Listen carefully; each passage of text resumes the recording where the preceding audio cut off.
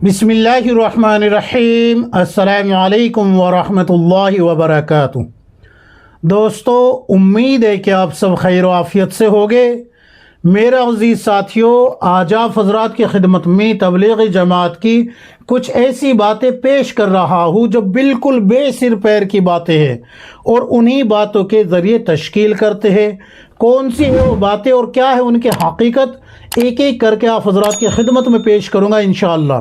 तो सुने ध्यान से। सबसे पहली बात यह है कि रसूलुल्लाह सल्लल्लाहु अलैहि वसल्लम ने हज्जतुल विदा के खुतबे में ये कहा, ए लोगो जो यहाँ हाजिर है वो गायबीन तक इस दीन को पहुँचा दे।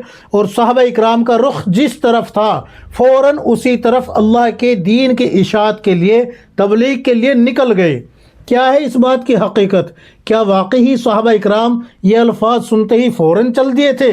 क्या कहती है शरीयत इस बारे में? कहीं ऐसा तो नहीं कि सहाबा इकराम पे झूठ बोला जा रहा हो? सुने ध्यान से। हज्जतुल विदा का जो खुतबा है वो 9 ज़ुल्हिज्जा को दिया गया है। अराफात के मैदान में जबल रहमत के पास खुतबा दिया गया है।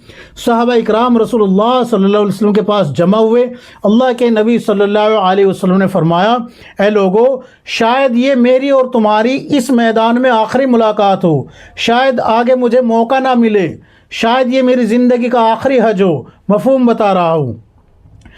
तो अल्लाह के नबी सल्लल्लाहु अलैहि वसल्लम ने वहाँ पर शरीयत के अहकाम कहा कि मुझसे सीख लो, और बताया कि नमाज कायम रखनी है, बीवी बच्चों के हुकूक अदा करने हैं, ग़ुलामों के हुकूक अदा करने हैं, और तुम एक दूसरे मुसलमान की गर्दन ना मार लेना, वगैरह वगैरह बहुत सारे अहकाम शरीयत के बताए।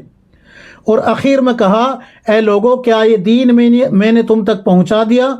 तो सहाबा इकराम ने कहा, या रसूलल्लाह पहुंचा नहीं दिया बल्कि इसका हक अदा कर दिया।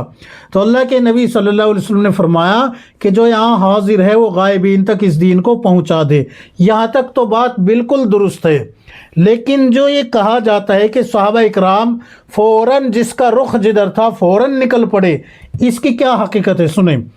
9 ज़ुल्हिज्जा को जिस वक्त ये खुतबा दिया गया तो जाहिर सी बात है 10 की कुर्बानी भी बाकी है और अलविदा का जो तवाफ़ है वो भी बाकी है। और रसूलुल्लाह सल्लल्लाहु अलैहि वसल्लम ने ये भी फरमा दिया कि शायद ये मेरा आखिरी हज है, शायद यहाँ पर मेरी और तुम लोगों की आखिरी मुलाकात है।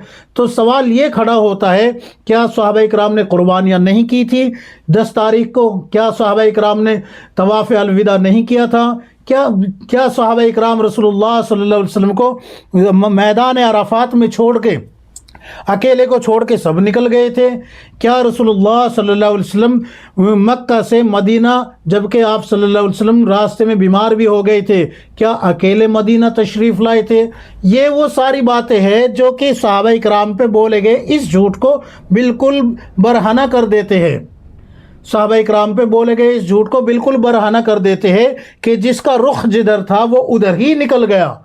ये बिल्कुल बोगस और झूठी बात है, बिल्कुल गलत बात है। ये बात सच है कि रसूलुल्लाह सल्लल्लाहु अलैहि वसल्लम ने ये फरमाया कि जो हाजिर है यहाँ पर वो गायबीन तक इस दीन को पहुँचा दे, लेकिन ऐसा हरगिज़ नहीं हुआ कि सहाबा इकराम का रुख जिस तरफ था वो फ़ौरन उसी तरफ निकल गया। सोचने वाली बात यह है कि रसूलुल्लाह सल्लल्लाहु अलैहि वसल्लम सहाबा इकराम को मुखातिब कर रहे हैं, तो आप सल्लल्लाहु अलैहि वसल्लम की तरफ तमाम सहाबा का रुख है, तो क्या सारे एक ही साइड में निकल गए? और क्या रसूलुल्लाह सल्लल्लाहु अलैहि वसल्लम को अकेला तन्हा छोड़ के सब के सब अल्लाह के रास्ते में निकल गए? क्या जो है 10 तारीख को जो कुर्बानी होनी थी वो भी नहीं किए? क्या रसूलुल्लाह सल्लल्लाहु अलैहि वसल्लम के साथ उन्होंने तवाफ़ भी नहीं किए, अलविदाई तवाफ़ भी नहीं किए? कौन कौन सी बातें हैं जो कि इस बात को नकारत की तरफ ले जाती है? तो ये सहाबा इकराम पे झूठ बोला गया है। अब ध्यान से सुने। रोज़ महशर जिस वक्त नामे अमाल खोले जाएंगे ना, ये नामे अमाल की किताब एक मिसाल के तौर पे इसको खोला, आपने जो है फला को दावत दी थी, लेकिन आपने सहाबा इकराम के बारे में झूठ बोला था। यहाँ लिखा हुआ मिलेगा नामे अमाल की किताब में, आपने फला को दावत दी थी दीन की, लेकिन रसूलुल्लाह सल्लल्लाहु अलैहि वसल्लम पे झूठ बोल के दी थी। आपने फला आदमी को दीन की दावत दी थी, लेकिन अल्लाह की तरफ झूठ मंसूब करके दावत दी थी। तो दावत का रजिस्टर आपका भरा हुआ होगा, लेकिन साथ साथ में रसूलुल्लाह सल्लल्लाहु अलैहि वसल्लम, सहाबा इकराम और अल्लाह पर झूठ बोलने के ताल्लुक़ से भी भरा हुआ होगा। دھیان رکھیں اس بات کو۔ اور ظاہر سی بات ہے جھوٹ پہ مبنی دعوت یہ کامیاب نہیں ہوتی۔ ایک بات ہو گئی، تو یہ صحابہ اکرام کی طرف جھوٹ بولا گیا ہے کہ صحابہ اکرام فوراً جس کا جس طرف رخ تھا وہ اسی طرف نکل پڑے، یہ بے سر پیر کی بات ہے، اس کی کوئی حقیقت نہیں۔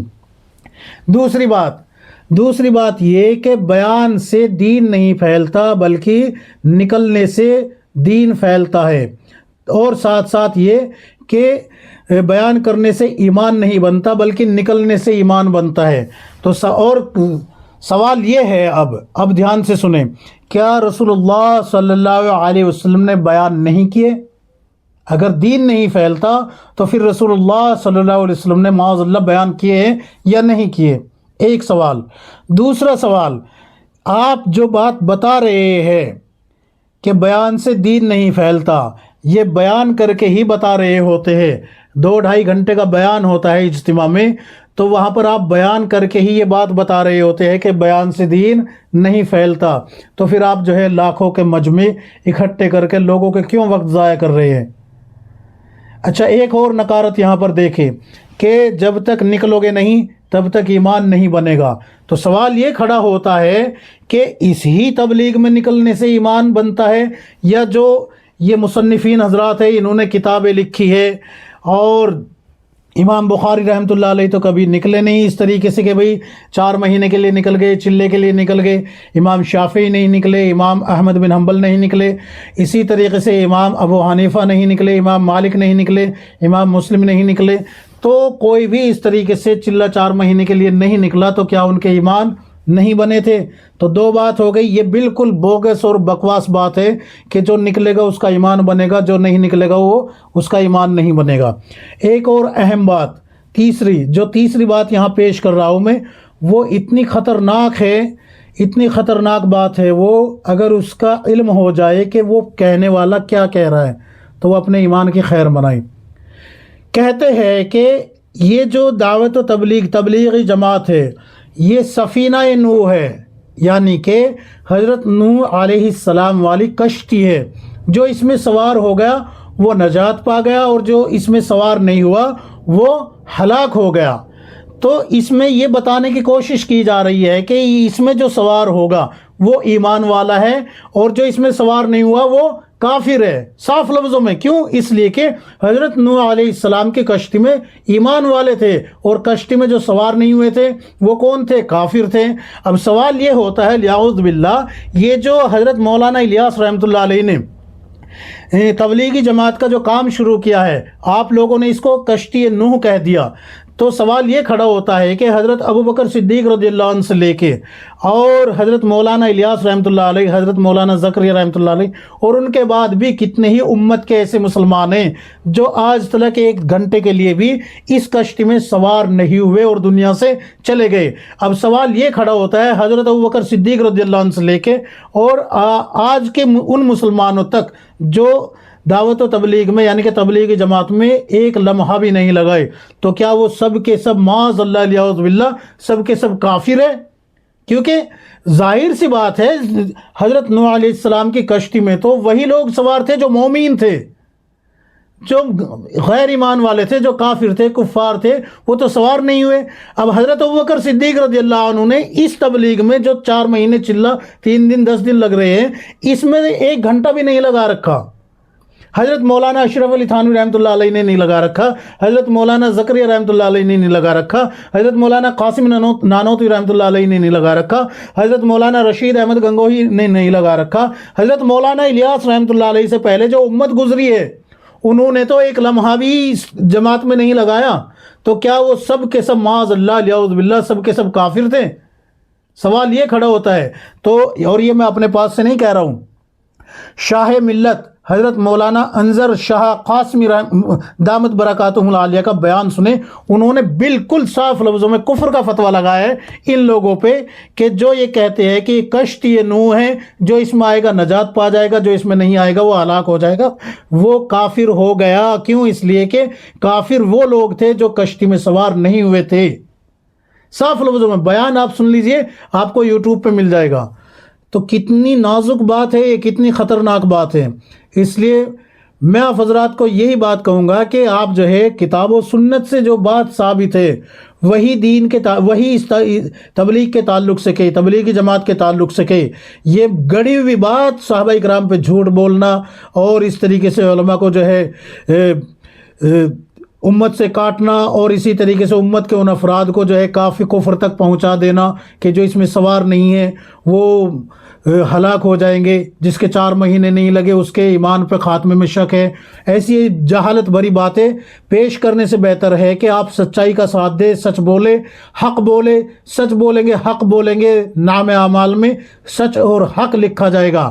جھوٹ بول کے دعوت دیں گے تو ظاہر سی بات ہے دین کی دعوت دی ہے اور وہ بھی جھوٹ بول کے، تو آپ کی دعوت کے ساتھ ساتھ وہ جھوٹ بھی آپ کے نام اعمال میں لکھا ہوا ہوگا، درج ہوگا۔ اور صحابہ اکرام چونکہ آپ ان کے حق جو ہے ضائع کر رہے ہیں، یعنی کہ ان پہ جھوٹ بول رہے ہیں، تو روز قیامت پھر وہ دامن پکڑ کے کھڑا ہوں گے اور اٹھا کے اللہ معاف کرے کہیں پٹکنا نہ شروع کر دے۔ اللہ ہم سب کے ایمان کی حفاظت فرمائے۔ اس لیے میں یہ چاہتا ہوں اور آپ حضرات سے درخواست کرتا ہوں، ریکویسٹ کرتا ہوں کہ سچ بولے، اگرچہ تھوڑا کام کرے لیکن سچائی کی بنیاد پہ کریں۔